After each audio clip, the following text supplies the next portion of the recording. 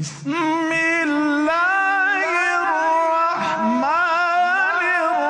الرحيم بسم اللہ الرحمن الرحیم۔ السلام علیکم ورحمۃ اللہ وبرکاتہ۔ معزز ناظرین کرام، کیا وحدت امت کا مطلب یہ ہے کہ پوری دنیا ایک دن عید کرے، یا شریعت نے جغرافیائی حقیقت کو بھی ملحوظ رکھا ہے؟ بر صغیر کے اکابر علماء نے اس مسئلہ پر کیا فیصلہ دیا، آئیے مدلل تحقیق سنتے ہیں۔ بر صغیر کے معروف عالم مولانا محمد عطا اللہ حنیف بہجیانی رحمہ اللہ نے لکھا ہے، ہندوستان میں وارنگل و سلیگوڑی اور مدراس و میسور کے مابین بھی یہی اختلاف ممکن ہے جو مختلف ملکوں میں ہے۔ ہندوستان ایک ہی ملک ہے، لیکن سطح کی بلندی اور پستی کا فرق واضح ہے۔ شملہ اور آبو کا افق اور کلکتہ و چیرا لوکی کا افق اپنے پھیلاؤ میں ایک دوسرے سے مختلف ہے۔ طول البلاد کا اتنا فرق ہے کہ مطلع ان سب مقامات کا ایک نہیں ہو سکتا۔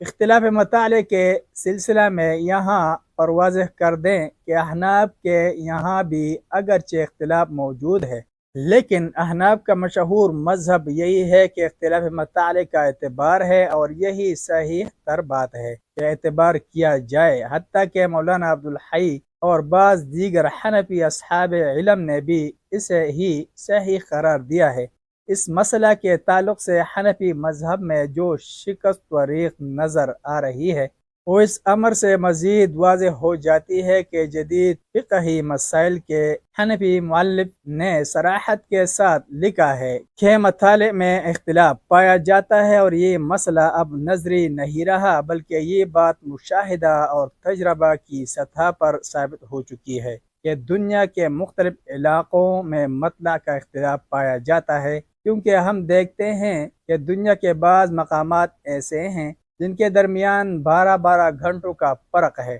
عین اس وقت جبکہ ایک جگہ دن اپنے شباب پر ہوتا ہے، دوسری جگہ رات اپنا آدھا سفر طے کر چکی ہوتی ہے، ٹھیک اس وقت جبکہ ایک جگہ ظہر ہوتی ہے، دوسری جگہ مغرب کا وقت ہو چکا ہوتا ہے۔ ظاہر ہے ان حالات میں ان مقامات کا مطلع ایک ہو ہی نہیں سکتا۔ فرض کیجئے کہ جہاں مغرب کا وقت ہے، اگر وہاں چاند نظر آئے تو کیا جہاں ظہر کا وقت ہے وہاں بھی چاند نظر آ جائے گا، یا اس کو مغرب کا وقت تسلیم کر لیا جائے گا؟ دوسرا مسئلہ جو اختلاف مطالعے کے اعتبار یا عدم اعتبار سے تعلق رکھتا ہے، اس کے بارے میں احناف کا مشہور مسلک ذکر کرنے اور شافعیہ وغیرہ کے مسلک کا تذکرہ کرنے کے بعد مولانا خالد سیف اللہ لکھتے ہیں، یہ بات بہت واضح ہے کہ نمازوں کے اوقات میں سبھی اختلاف مطالعے کا اعتبار کرتے ہیں۔ اگر ایک جگہ ظہر یا عشاء کا وقت ہو چکا ہو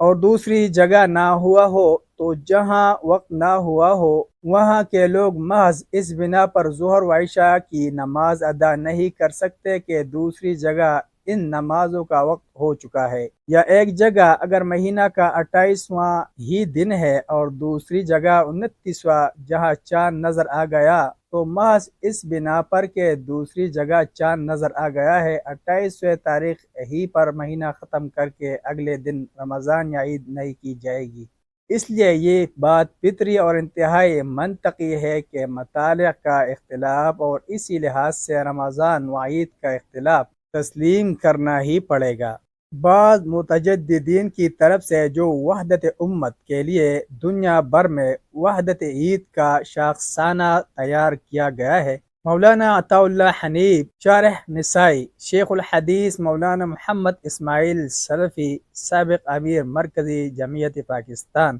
مولانا عبد القدوس ہاشمی حنفی، مولانا مودودی، مولانا عبد الماجد دریابادی اور مولانا عزیز زبیدی نے الاعتصام لاہور، جسارت کراچی، فکر و نظر اسلام آباد، محدث لاہور اور تفسیر ماجدی میں اس کی سختی کے ساتھ تردید کی ہے۔ رؤیت ہلال وحدت امت اور اختلاف مطالعے کے موضوع کی مزید تفصیلات کے لیے دیکھیے المغنی